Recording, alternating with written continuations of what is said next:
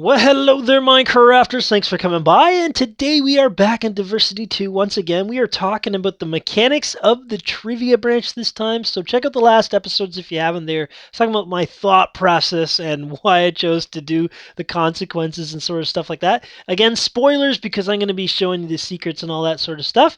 But I'm not sure how much I'm going to be able to squeeze in this episode. There's a lot to go over. I'm not going to go over everything, but basically the most complex stuff, I think. Some of the stuff is pretty easy. You could probably figure that out with a little bit of map making knowledge. But anyway, let's begin here. The first thing I want to talk to you guys about is the way that these doors kind of open with the pressure plates. So when I started making this map, I wasn't actually aware of the new 1.8 adventure mode, which means you can't break anything. If I go into adventure mode here, I can't break anything. So I kind of made them in the old adventure mode, and I made these doors so that they would not open unless, let me just show you, unless you depowered them. So I can't actually, they're actually open, really. They're actually open. If I place a door here, you can see the hinge is on the wrong side, because they're actually open into the room, just so that a lever won't be able to do anything. But also, when you step on a plate, you're not going to get that door sound there. That's why I wanted to do that. If you step on a wrong plate, you won't get the door opening sound. But if you step on the correct plate, it will open up there. Now I disabled that. Command there, but these ones, they would send you back to the hub in that case. But so what's happening under here? Let me just go into creative mode. There is a reset on the side if you want to go over the branch back and forth or whatever. If you want to keep going over it again. So all these command blocks, these are the same for every question except for this one is a little bit different. These command blocks here do a set block. When you step on the plate, set blocks this, and every question, whether it's a correct answer or an incorrect answer, sets off these commands. Now, most of them are either tell raw commands that will give you some sort of mean mean remark, or a teleport command. There's she's back to the hub with you, or a teleport command, or changing your game mode, or whatever like that. It's going to set it down here. The correct one will set a redstone block right in the middle and then activate all of these command blocks that will get you ready for the next question. So it will give you your saturation. It will give you the right. It will give you a little. It will give you a little. This one says, "Oh goody, you do understand." A little blurb about the question. This one will set your spawn point because if you die, I want you to start back at wherever that question is. The next one will, let's see, what else will they do? I think clears everything. Different things that are very important because I want to, if in case you tried to cheat, I want to set your game mode back, but I want to get you set. Yeah, there's I think that's a saturation command or something. I want you to be set and ready to go. Basically, that you started ready. You started with full health, full everything, full spawn point on each question because anything could happen. That resets you every single time. The other thing it does is there is I just did this in case instead of using signs. There's a iron door set block command, and what it's doing, I talked about this last time. It's not actually opening the door. It's setting a different iron door block in there, and it's making the door open. So if I show you on this one, what is the correct answer? And you'll see mining and crafting. It actually is not opening. It's actually changing the block itself to something else. It's kind of weird the way that set block works, but that was the easier way to do it because I can't set block. I'd have to clone it if there was any other way to do that. Anyway, so that is the basic setup of all the questions that do that. These wrong answers go here. The right answers hits this block, and then this sets all your commands for the next question, or sets you the player up for the next question. And then finally, when you press a button here, it sets a block over top of this side. This is the same with every question over here. It sets a block over here. And what this does is it asks you the question here. It also changes what is it? I think over here changes this block to clay so that you can re-ask the same question, because if you wanted to reread it, if you didn't press T, you wanted to reread it, you could ask it as many times as you want. And the reason we have to do a set block is just because we need more than one command block. But basically, it's setting a redstone block here. It's now, with a little bit of delay, setting it back to clay so it can be reactivated. And then it's changing the weather just because I want full light for you guys when you're trying to record or whatever.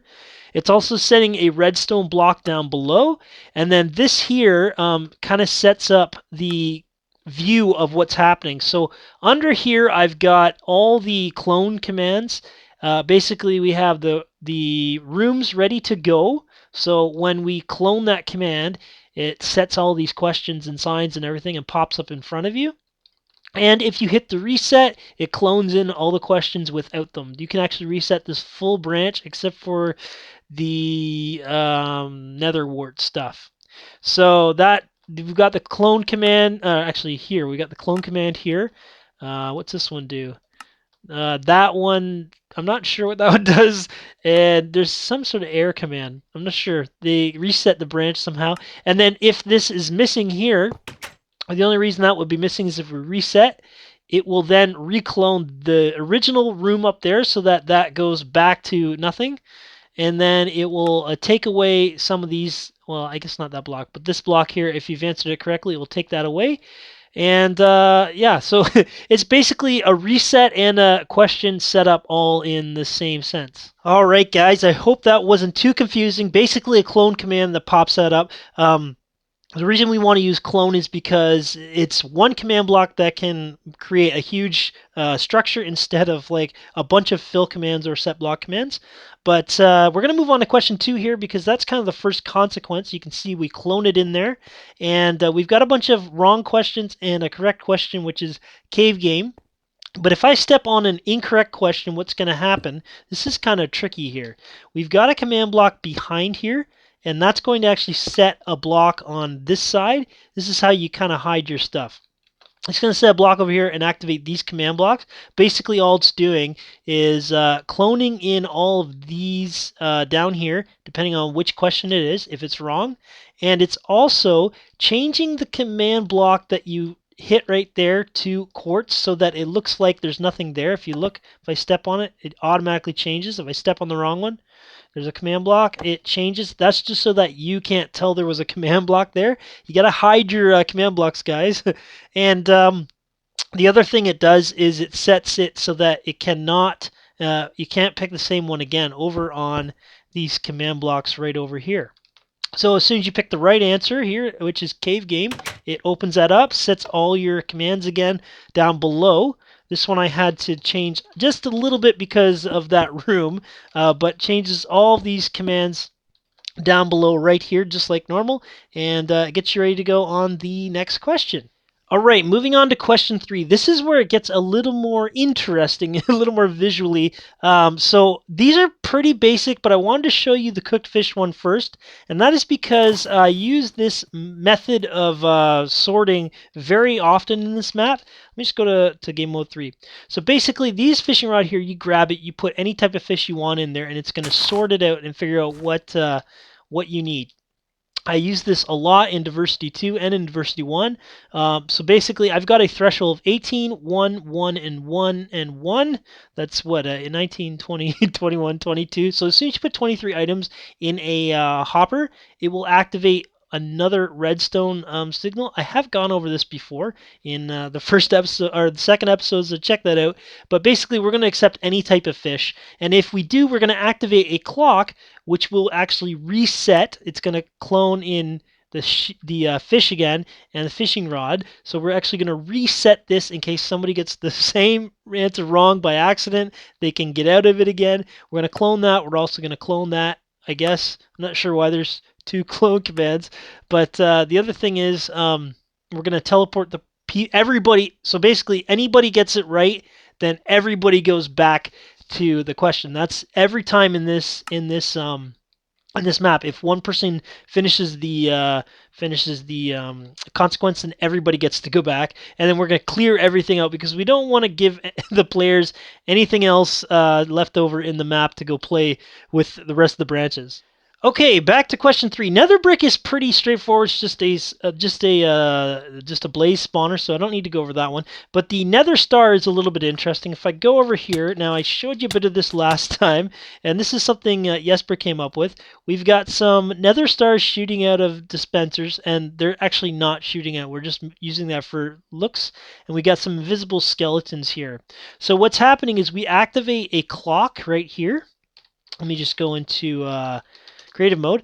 We're going to set a redstone block right there and from when you step on that plate. So basically, anytime we activate a clock in this branch, it's when you step on a plate, and when you leave that consequence, that clock stops. And I wanted to do that to remove all lag possibilities, but we've got this sort of comparator clock thing here. We set this block here, and then what we do is we've got these commands here. Now I'm not going to go over them specifically. You can look at the commands, but you can see we've got nether stars shooting out with a motion tag. They're shooting out in directions in the middle to make the player believe that they're getting hit by these nether stars, even though what's happening is these invisible skeletons here. And I'm not going to go over this command, but you can check it out in the map. We've got invulnerable, visible, silent, nether star named skeletons. This is the invisible command here. They are, I don't know how many there are. 1, 2, 3, 4, 5, I think. And then I had a command. This is nothing here, but they're launched in there too. So basically, you have to die. And this one I think messed up because I think if I kill myself, the clock is still active. Um, yeah, the clock is still active, but when you go to the next, when you answer the question correctly, so it is firework rocket, I think it turns it off. Almost all other ones, yeah, we turn off that clock, and that's so that you save the lag. But almost all other, actually every other instance, I have the clock turn off when you leave that consequence. Okay, you kind of get the gist of that. You can die in a consequence. You will be sent back here. Everybody will, because the spawn point we set already with the correct answer below there. We set them ahead here. Or you complete the consequence legitimately, like put the fish in the dispenser. We're going to teleport them back. That's really important, because if anything happens, we want to be able to have the player come back to this main part. Now, I've skipped ahead to question 7. This is one of my favorite ones here. The other ones were kind of like unimportant. They weren't nothing really complex about them. But we've got the raining mobs one. This is an idea I got. Well, not an idea, but I got the command from Jiggerbob. If I do the wolf here, it teleports me back, and we've got all the. Oh, it's such a sad sound. Or the witches. It's just kind of proving to you that they can die from from fall damage. And I'm just gonna go to difficulty P to look at them to just show you the command under here. What's happening below here, you can see this is the correct answer, and these are the incorrect answers that get sent. There's some tell raw commands, there's some other set block commands, nothing really important, except for this is the main thing.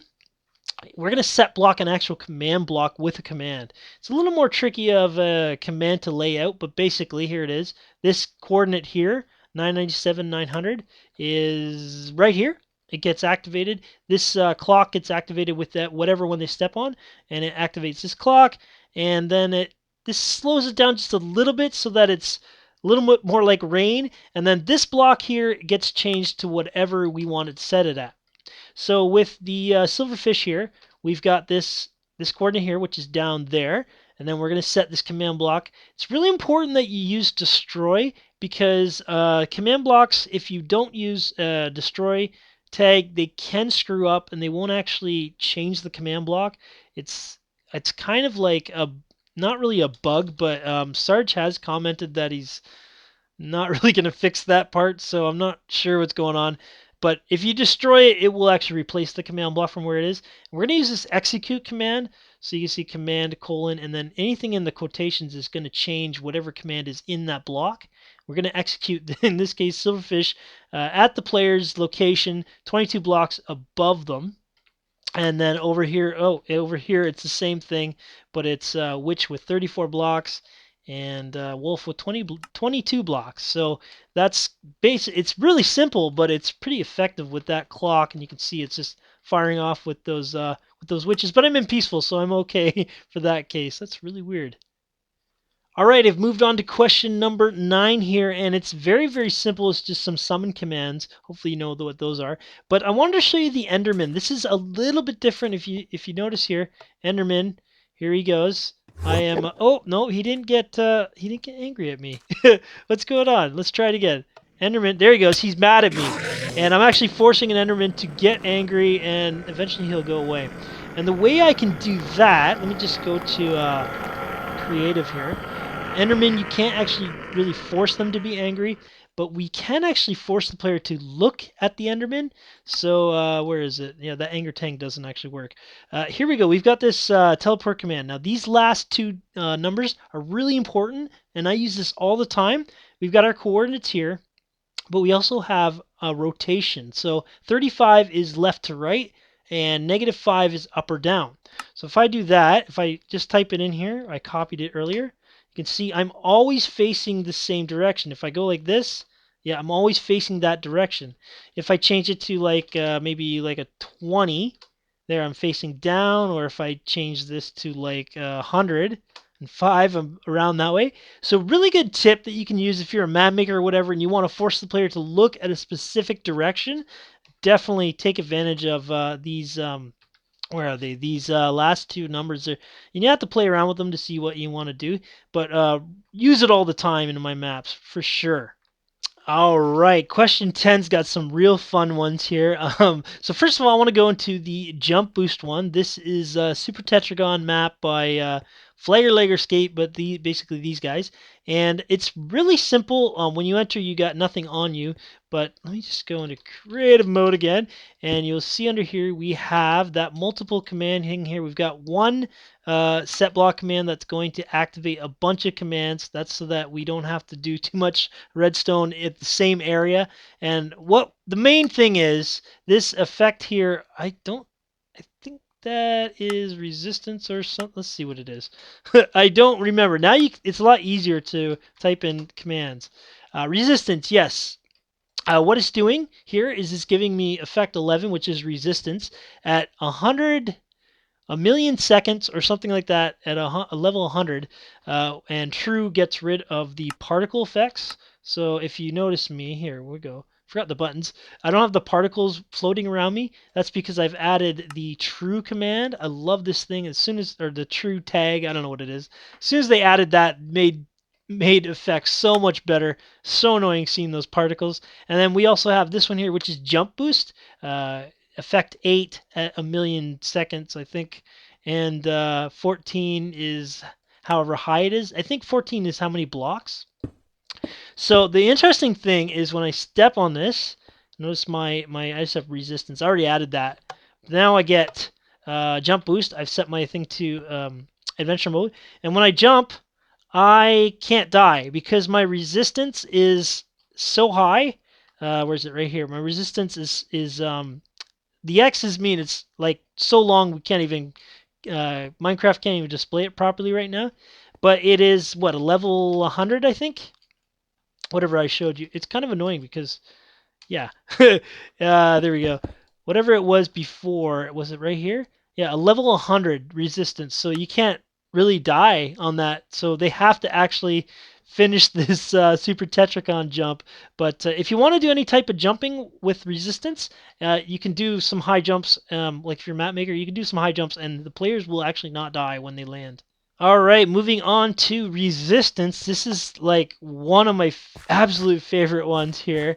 So basically, we have a pressure plate that disappears if we try to blow up the TNT salesman. But you can leave the branch, and that's just a simple teleport command. Over here, we have the magic that happens over in this section. So when I step on the plate on resistance, it summons a guy named Bruce over here. But underneath, what happens is when they hit the pressure plate, it activates a redstone block over here, which does not get removed, but instead it stays there so that they can't constantly flick that lever and screw up this portion. We've got a lot of repeaters here for a delay. Eventually it actually kills prime TNT. So TNT, when it's lit, it's an entity, and you can actually kill it just like you can a mob. So it kills that so that it can't blow up. That took a bit of experimenting to get the proper timing. It's going to say, uh-oh, that was a dud. All this is time to kind of make you and of course, we have our Telrayu plan, Bruce's death. It's time to make you wonder, oh, what's going to happen? Change it to difficulty easy. Not sure why I do that. But here we go. We've got, we're going to execute at Bruce. We're going to summon a zombie at Bruce. So Bruce has to actually exist. We're going to summon an actual zombie with a huge, I think it's a speed boost. And he's silent. We're actually going to make him a villager zombie, make sure he's not a baby, make him invulnerable so the player can't do it. He's going to be holding a piece of fence, and that fence gets this here, but basically it just gives you knockback so that when he hits you, you go flying. I wish you could do that without holding an item, but you can't, I don't think. And I think the speed boost here. The diamond is in his head so that he doesn't burn in the daylight. And then let's see what else is happening. It gives that sound. So at Bruce, we're going to play the sound, the wood breaking that freaks people out. And then we are actually going to give the here's the speed boost we give the zombie. We give the zombie a speed boost. So he'll come after you really quick. Then we teleport Bruce down like immediately after, and what it does is it makes it look like Bruce immediately changes into the Hulk, because we're teleporting him at his same location but down at 0 where he'll fall and die. And then we set block. I'm not sure what that does, but yeah, and I've used that a few times where we will teleport another mob out of the way. So let me just show you. If we do this, you'll see he actually teleports out of the way right after the zombie or the Hulk gets summoned here. So it's going through all those commands, and then I wish that custom name visible worked with mobs. There we go. So he immediately looks like he's there, but that's just because I teleported that villager away, and the Hulk is ready to go, ready to beat you up for trying to plan his death. Okay, so strength here is pretty basic. I'm not going to go into that one because it's just a nausea command, and then you hop up to the toilet and you throw your bad seafood into the hopper, and it gets activated exactly like the one of the first ones we talked about there with the fish, where you put the threshold in and it activates the clock. But we're going to head into the next one after speed, and it is the one that a lot of people didn't see, but I want to show you. It's pretty cool. Because this thing moves around. This is kind of the first thing I started playing with the clone command. And we have a few things happening on here, but let me go in creative here. I have some barrier blocks in here so that the player can't jump over. But here we also have barrier blocks around here. What's happening is when they press the wrong one, we're going to activate this, I guess it's kind of a clock, but basically you can see it. Goes through all these commands, and then at the very end it sets a redstone block at the beginning again, and this makes it disappear. So that sends a chain of clone commands. Now these clone commands are all over here depending on which biome you step on is the wrong answer. A lot of people didn't see this, but you can see the different displays here are the different stages. It moves from this to this to this to this to this to this to that. The back, it weaves back, and then it goes back to the beginning again. And the command block is there ready to go with anyone that you hit. You have to hit the button. But because I have barrier blocks in the way, if I shoot one, you'll see it actually bounces off. And you can see if it stays up there visually, it's just set in the barrier block. I had to do that because if I listen, go. I had to do that because if I didn't, then you could just shoot at the hay, and then the arrow would stay there. And then as soon as the block went across it, it would activate that you won. So I think this is a cool little thing. People should like put this in maps and stuff. little moving target. But it's the same over here, different biome, but same thing. And over here, the same thing as well. This is, I guess, taiga. Different pattern. Because not a lot of people saw this, I'm going to show you all the patterns. Ooh, get over here. There's one here, and there is one over right there. So you can see it has a different pattern. Goes kind of around in a circle, and this one kind of goes like an X. And same thing, it just copies the wherever the block is. Got the emerald ore block. You can see the clocks going on like that. And then when you get the right answer, it activates this over here. Activates, I think, this right here, which will send you back, remove all your stuff, and have you ready to go. All right, guys, that is about as much time as we can spend on this episode. Next time, I'm going to continue on with the rest of the mechanics, the more complex ones. So be sure to write any questions you had if I skipped over anything you're interested in about, or any other ones that you're looking forward to. Definitely write them in the comments there, please, for me. And enjoy your Minecrafting, guys. Thanks so much for watching. We will see you next time in Developer Commentary.